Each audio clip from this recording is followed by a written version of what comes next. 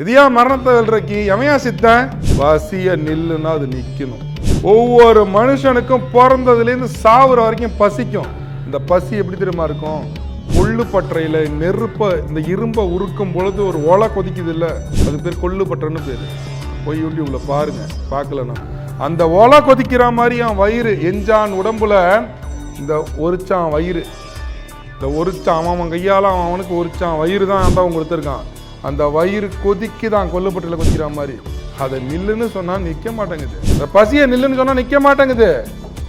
அப்படி ஒருத்தவன் நில்லுன்னு அதை சொல்லி நின்னுட்டா எவனுக்கு என்னடா வேலை இருக்குன்னு கேட்டான். இப்படி சொன்ன சித்தர்களா அவங்களுக்கு சோறு போட்டு அன்னதானம் போடுவாங்க?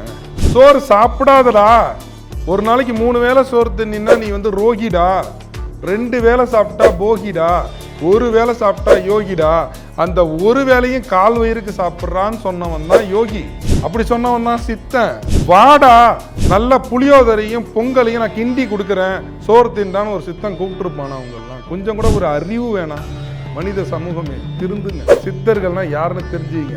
சோத்தை வென்றவன். நீ செய்யற அன்னதானங்கிற பேர்ல நீங்க போற சாப்பாட்டால உங்களுக்கு பாவம் வரும். சிவவாக்கியர் சொல்றாரு, நான் சொல்றேன்னு என்னோட கருத்துன்னு நினைச்சுக்காத.